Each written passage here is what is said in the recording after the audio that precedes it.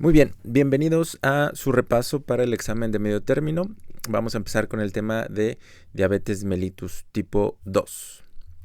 Entonces, a manera de introducción, sabemos que la diabetes es una enfermedad crónica no transmisible y esta se va a caracterizar por el combo de tener una resistencia a la insulina importante que a la larga va a provocar una deficiencia relativa, recuerden, no absoluta, absoluta es en diabetes tipo 1, una deficiencia relativa de insulina. La diabetes mellitus tipo 2 requiere un tratamiento multifactorial además del control glucémico. Esto lo sabemos por qué. Porque lo que buscamos en el paciente con diabetes tipo 2 es disminuir la mortalidad. La mayor mortalidad en el paciente con diabetes tipo 2 es por desenlaces cardiovasculares. Si solamente controlamos la glucosa del paciente, no vamos a lograr disminuir la mortalidad cardiovascular del paciente. Entonces, el tratamiento multifactorial, que se refiere a mejorar parámetros como la presión arterial, el colesterol LDL y otros parámetros metabólicos inflamatorios, nos van a ayudar a disminuir la mortalidad del paciente. Año con año existen cambios en el cuidado de la diabetes tipo 2, tanto por nuevas tecnologías, hablando de monitoreo continuo de glucosa, hablando de bomba de infusión de insulina, y año con año hay nuevas moléculas que se están presentando para fármacos que a la larga vamos a poder utilizar en pacientes con diabetes tipo 2. Actualmente los medicamentos en boga son los análogos de GLP-1. ¿Va? Y cosas muy importantes, o una cosa muy importante para México, hay una mayor carga de diabetes mellitus en países con bajos ingresos. Ahora, no económicamente México no es un país de bajos ingresos, sin embargo la disparidad o la diferencia económica que hay en algunas personas y otras hace que también nos pegue mucho en cuestión económica y social el tratamiento de diabetes tipo 2. Muy bien, vamos a ver algunos números de epidemiología. Sabemos que la diabetes mellitus tipo 2 involucra entre el 90 y el 95% de los casos. Entonces el restante van a ser diabetes de tipo genético o diabetes tipo 1, ¿vale? Actualmente la diabetes afecta a el 10.5% de la población mundial. Estamos hablando que una de cada 10 personas mayores de 21 años actualmente va a contar con el diagnóstico de diabetes mellitus tipo 2. Las estimaciones nos llevan a que para 2045 el 12% de la población va a contar con diagnóstico de diabetes mellitus tipo 2. Ahora, ¿por qué es importante diagnosticar, prevenir, tratar de manera temprana y tratar de manera muy importante la diabetes mellitus? Pues porque su diagnóstico duplica la mortalidad global. En el momento en el que tú diagnosticas a un paciente con diabetes mellitus tipo 2, en ese momento, en automático, por estadística, va a aumentar su mortalidad. Ahora, ¿de qué mueren los pacientes con diabetes mellitus tipo 2? Como número 1, de desenlaces cardiovasculares. ¿Cuáles son? Ustedes ya los conocen: el infarto agudo al miocardio, el evento vascular cerebral de tipo isquémico y las amputaciones de pie diabético por enfermedad arterial periférica. Los pacientes con diabetes también mueren por infecciones. Sabemos que por trastornos en el sistema inmunológico, los pacientes con diabetes van a ser más susceptibles a infecciones y se pueden complicar de mayor manera. El ejemplo claro que tenemos con esto fue el aumento de mortalidad de hasta el 30% de los pacientes que desarrollaban COVID o que eran infectados por SARS-CoV-2. Y la diabetes mellitus tipo 2 se asocia a diferentes tipos de cáncer que ponen en riesgo la vida de nuestro paciente. De manera muy importante, el cáncer de páncreas, que es uno de los que mayor mortalidad tienen en el mundo. El cáncer de colon, hablando de pacientes jóvenes, sobre todo asociado a obesidad y resistencia a la insulina.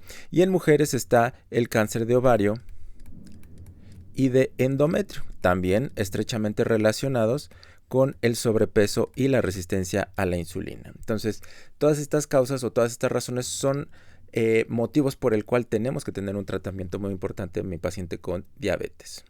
Bien, vamos a ver algunos datos importantes de lo que está pasando en México. Para datos estadísticos en México utilizamos la Encuesta Nacional de Salud, que tiene un adecuado poder estadístico, sin embargo, cada vez no tiene el poder estadístico que desearíamos. Entonces vamos a tomar los datos, sobre todo los más nuevos, con un granito de sal. Bien, entonces sabemos que México desafortunadamente siempre está en el top 10 de países con mayor número de pacientes con diabetes mellitus 2. En 2022 se estimó una prevalencia del 18.3%. Recuerden, prevalencia, juntamos los casos nuevos más los casos viejos en un periodo de tiempo que usualmente es un año.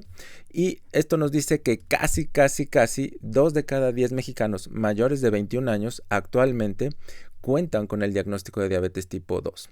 Las estimaciones nos dicen que para el 2050 habrá una prevalencia del 22%. Sin embargo, desde que yo leo la ENSANUD, que más o menos es por ahí, la de Medio Camino 2016, un poquito antes, las estimaciones siempre se equivocan y siempre salimos más alto de lo que deberíamos. Entonces sigue creciendo la prevalencia de diabetes en México. Actualmente en México la diabetes es la segunda causa de mortalidad por detrás de desenlaces cardiovasculares. Sin embargo, la diabetes mellitus tipo 2 es la primera causa de discapacidad, siendo la disminución de la agudeza visual la discapacidad más común en los pacientes que tenemos con diagnóstico de diabetes tipo 2. Muy bien.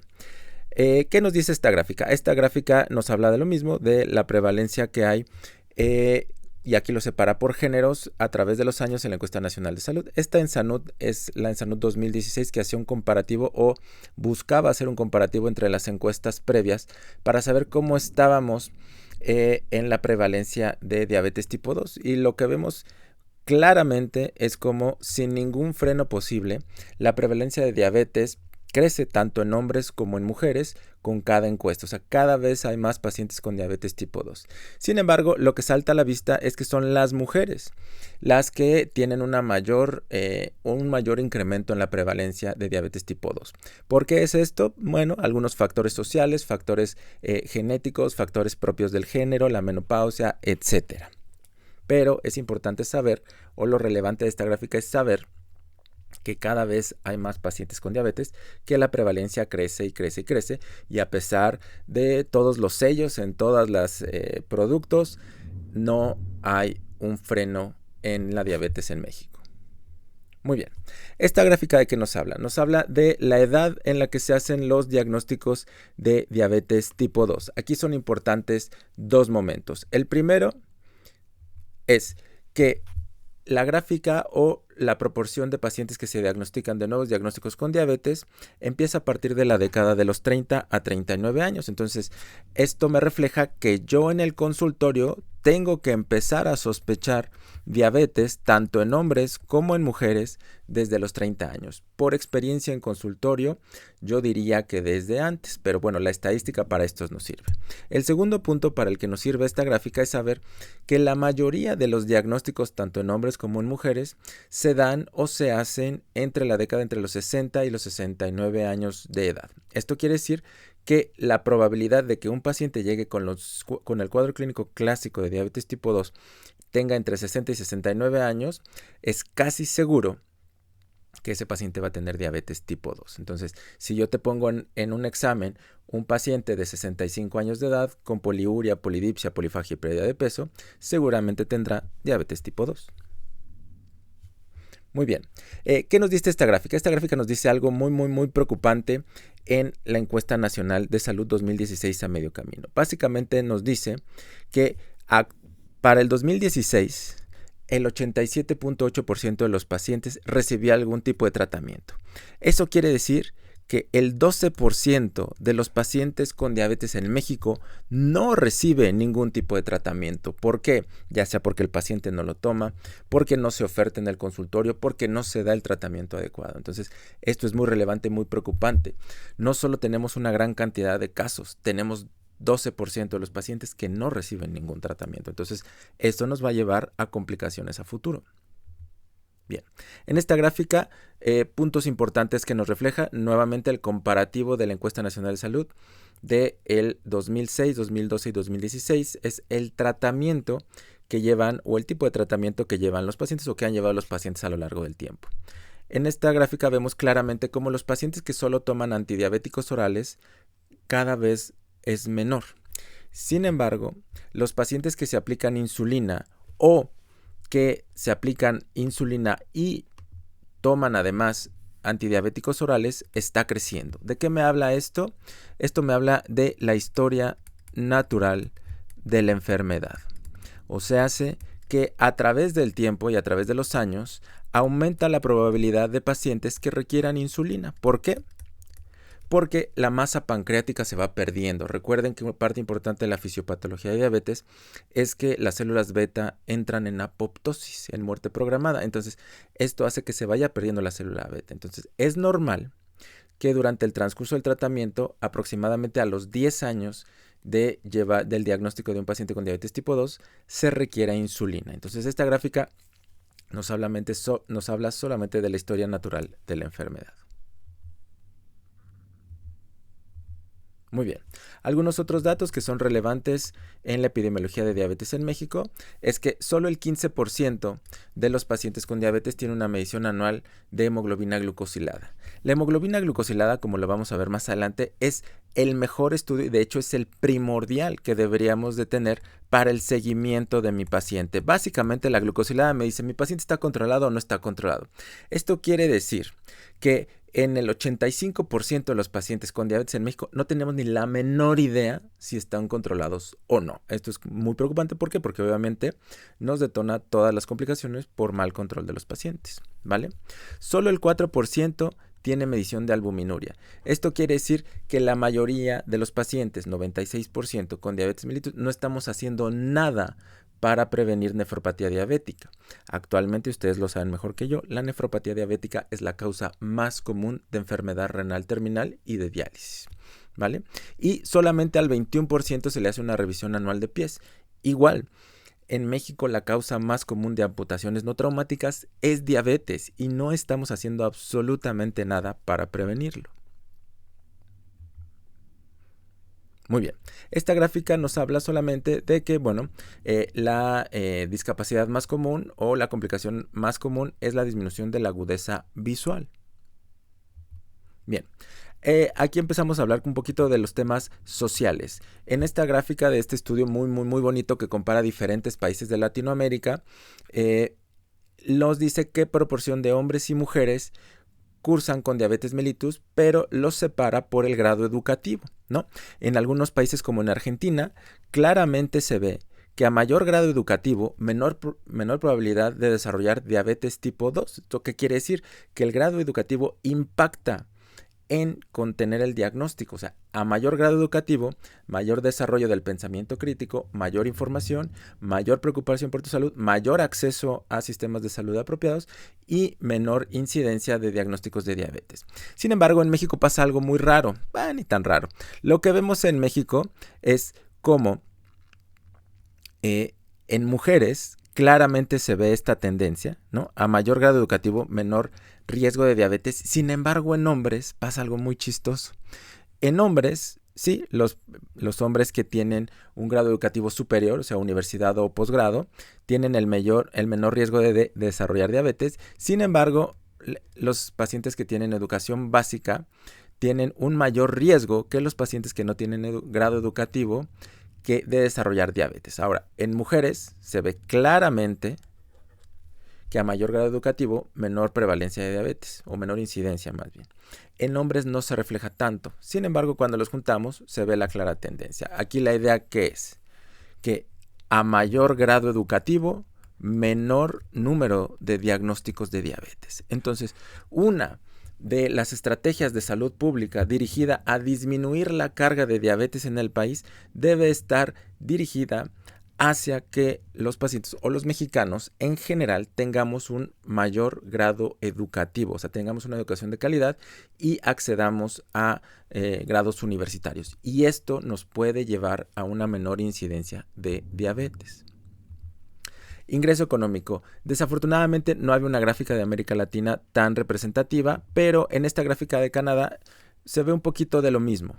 Que a mayor ingreso anual económico, hablando de dólares canadienses, menor probabilidad o menor incidencia de diagnóstico de diabetes. O sea, entre más ingreso económico, entre más gana un paciente, menos probable que desarrolle diabetes. Esto tiene que ver por el tipo de trabajo, el tiempo que requieren durante su trabajo, el acceso a sistemas de salud apropiado, el acceso a fármacos, sobre todo fármacos nuevos, análogos de GLP-1, inhibidores de la SGLT2, y el acceso a lugares donde podemos hacer ejercicio, la seguridad para hacer ejercicio en algunas situaciones, en algunas colonias, y también el acceso, y esto me parece que es de lo más relevante, el acceso a una dieta apropiada. Hoy por hoy sale más barato comer mal que comer bien. Sale más barato consumir alimentos ultraprocesados que no nos van a nutrir que comer cosas que nos van a dar cierto tipo de nutrición. Sin embargo, por las mismas características de la sociedad, esto lo hace imposible. Entonces, a mayor ingreso económico, menor probabilidad de desarrollar diabetes. Bien, entonces, ¿dónde estamos? Tanto en México como en el mundo. Pero sobre todo hablando de México, porque básicamente es lo que nos interesa en esta clase, ¿estamos perdidos o estamos muy perdidos? Yo diría que estamos muy perdidos y por cómo vamos, pues nos vamos a terminar por acá, ¿no? En unos 10 años. Entonces, desafortunadamente vamos mal y no pinta a que vamos a ir mejor. Bien, ¿cuáles son los factores de riesgo para desarrollar diabetes? O sea, ¿qué tengo yo que sospechar o preguntarle a mi paciente o detectar para saber si le voy a hacer algún tipo de estudio de tamizaje o no? Para eso sirven estos factores de riesgo, para yo identificar clínicamente y a través de la historia clínica si mi paciente tiene riesgo de desarrollar diabetes, entonces yo le voy a pedir una prueba.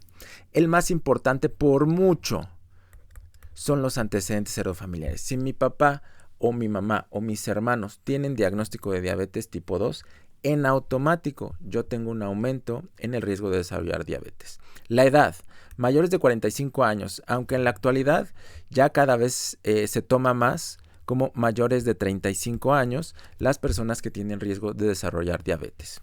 Número 3, sedentarismo. ¿De acuerdo? Entonces, la no movilidad por periodos, dependiendo la definición que lean, de 30 o 60 minutos. O sea, si yo estoy continuamente teniendo periodos de más de 30 a 60 minutos sin actividad física, que básicamente involucra que te levantes y te muevas, ya sea al baño, a la cocina, lo que sea, entonces estás cumpliendo criterios de sedentarismo, ¿vale?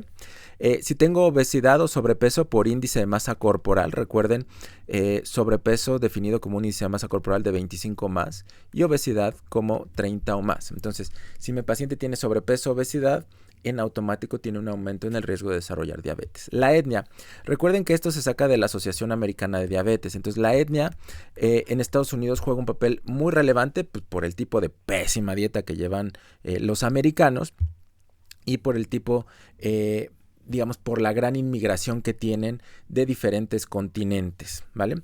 Lo que saben los americanos es que si eres hispano, si eres asiático o si eres africano-americano, en automático tienes un aumento en el riesgo de desarrollar diabetes. Nuevamente, tiene que ver mucho con la calidad alimenticia y el estilo de vida que tienen los estadounidenses, ¿vale? Otro factor de riesgo, mujeres con antecedente de diabetes mellitus gestacional o si tuvieron un producto macrosómico. Recuerden, un producto macrosómico se define como aquel que pesa 4 kilos o más, ¿vale? Mujeres con síndrome de ovario poliquístico también tienen un aumento en el riesgo. Esto implícitamente lleva la resistencia a la insulina. Si mi paciente tiene resistencia a la insulina, va a tener un aumento en el riesgo de desarrollar síndrome de ovario poliquístico y entonces esto aumenta el riesgo de desarrollar diabetes mellitus tipo 2, ¿vale? Bien, enfermedades asociadas. Recuerden que la más importante, la más común, la enfermedad crónica más comúnmente asociada, y esto es más para exámenes porque pues, obviamente obesidad es el número 1, pero la enfermedad crónica más comúnmente asociada para exámenes, nuevamente es la hipertensión arterial sistémica. Otras, ya sabemos que es obesidad, enfermedad cardiovascular. En un estudio en Estados Unidos se vio que hasta el 30% de los pacientes que llegaban a la unidad de cuidados coronarios por un infarto agudo del miocardio cumplían criterios para diabetes mellitus tipo 2. Y finalmente la dislipidemia. Esta combinación de triglicéridos elevados y HDL bajo, que se le denomina de manera coloquial, no muy apropiado, pero se le dice que es la dislipidemia del diabético, es la que más comúnmente está asociada con diabetes mellitus tipo 2. Entonces, ¿hay otras enfermedades asociadas? Sí, pueden ser cosas tan lejanas como VIH, tuberculosis, pero estas son las más importantes y las más relevantes. Finalmente, medicamentos que se asocian al desarrollo de diabetes tipo 2. Como número 1, glucocorticoides. Tanto de uso crónico para algunas enfermedades autoinmunes, lupus, artritis reumatoide, como algunas neumológicas, asma, EPOC, etcétera, como de uso inapropiado, ¿no?, para algunos pacientes o por algunos pacientes. Recuerden que los glucocorticoides no son controlados, los puede comprar cualquier paciente. Entonces, si mi paciente tiene sobrepeso, obesidad y aparte se anda aplicando Cuadriderm todo el día, todos los días por 3 a 5 años, pues aumenta mucho el riesgo de desarrollar diabetes. Otros fármacos que se asocian, los diuréticos de tipo tiazida, por un efecto directo nocivo sobre la célula beta, los beta bloqueadores, antipsicóticos atípicos, estos que cada vez se utilizan más cotidianamente por el efecto que tienen tanto en apetito, en resistencia a la insulina y en promover la ganancia de peso.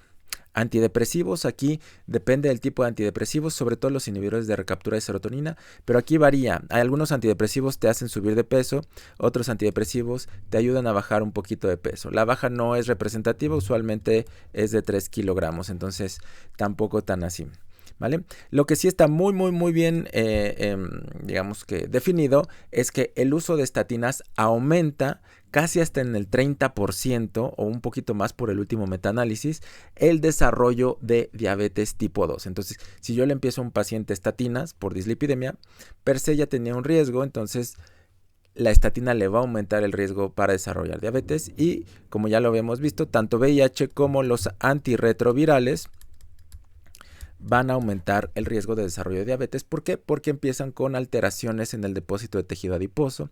Hay un aumento en la resistencia a la insulina y en algunos estudios por ahí se ve que tiene un efecto nocivo sobre la célula beta, ¿vale? Pero lo que más les tiene que quedar, el uso inapropiado de glucocorticoides, es lo que más debemos de tratar de evitar para el desarrollo de diabetes tipo 2. Bien.